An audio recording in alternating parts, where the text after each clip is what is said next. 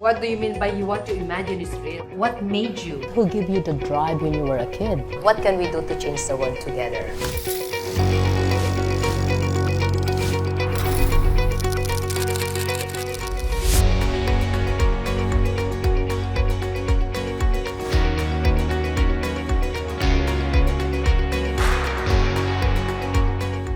It's another inspiring day for us, mga kababayan, because joining us today is someone who takes pride in everything she does, from being a writer to becoming an actress and a host, the very beautiful and first ever trans-global Miss Mela.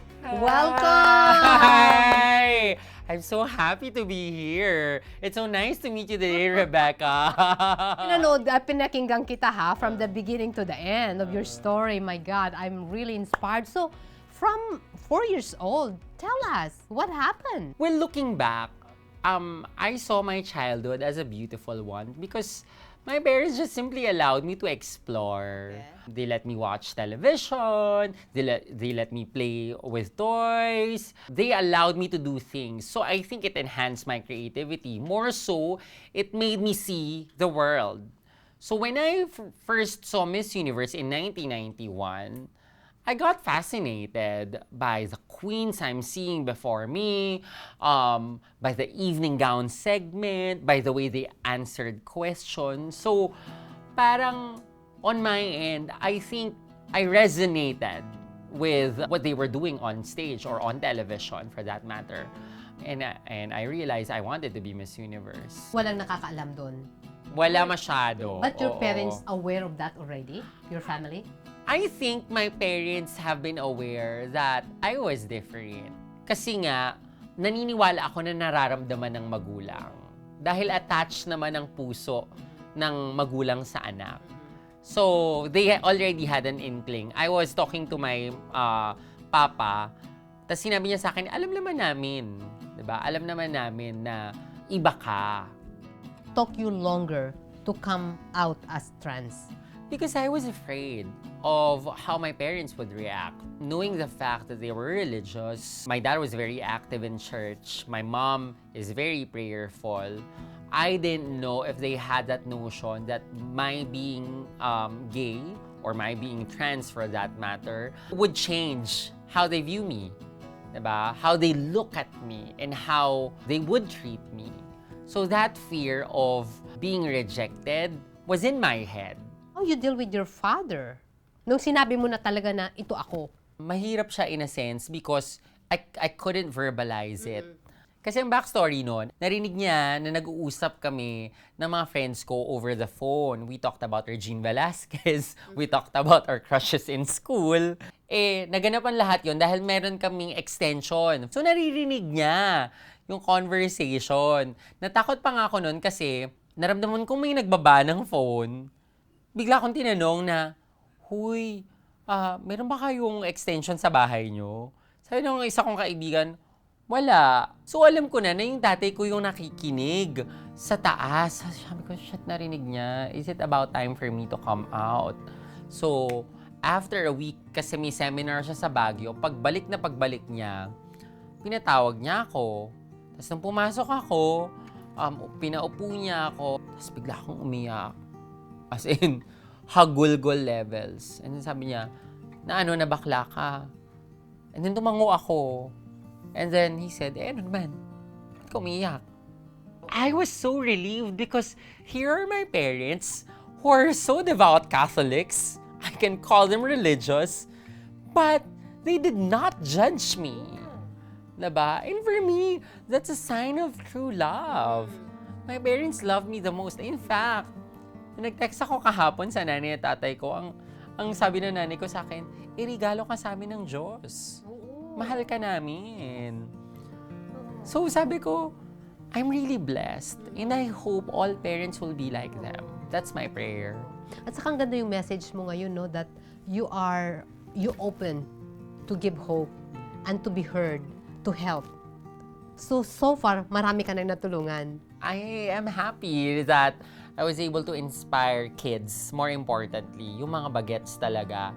They're my sources of strength and pride at the same time. Because these kids need role models.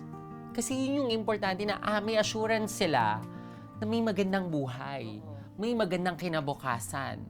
'Di ba? Sa pagiging trans, sa pagiging LGBTQIA+. Because growing up, I just merely saw images of LGBTQ+ being slapped on television, pinapahiya, 'di ba? Sad stories about LGBTQ+ love na very tragic.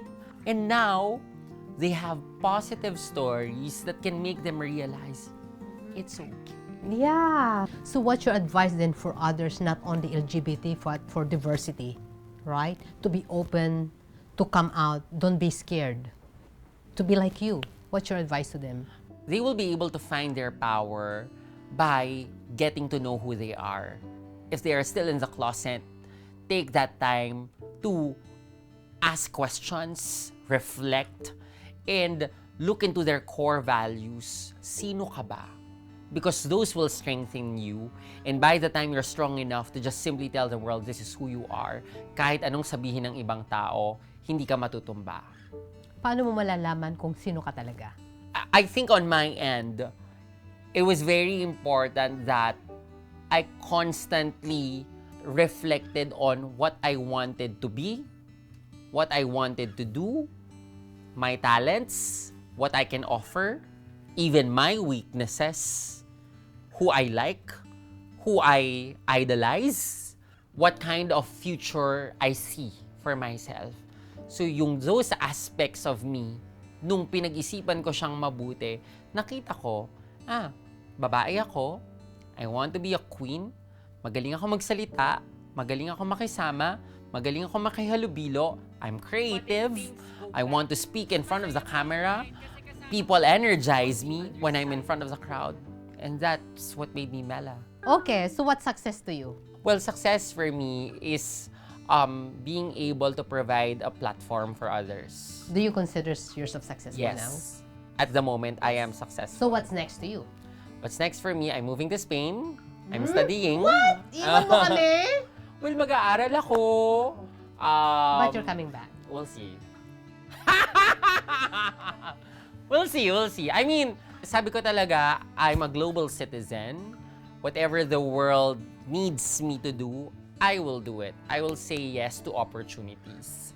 So, right now, I'm not closing my doors to any possibility. If after my degree, I decide to come back, I will use my degree. If I find opportunities there, I will still use my degree, but I will wave our Philippine flag. And I will always tell people, I'm from the Philippines. Diba? Even if I become a Spanish citizen, I don't know. Diba? If I become Miss Universe Spain, especially na wala ng age ngayon, there are possibilities. I don't know. The future is bright. So what you want other people learn from you? That in every no from the world, you just need to say yes to yourself. Wow, that's very deep. There will be a lot of moments that we will be rejected. But take those rejections as good starting points for you to improve who you are. Be your best. And that will gather the yes to yourself. And others will believe you. My God! Maraming salamat. Grabe ka ha. Thank you, Mela. And to our kababayan, be inspired, stay inspired, and be an inspiration. Thank you. Thank you.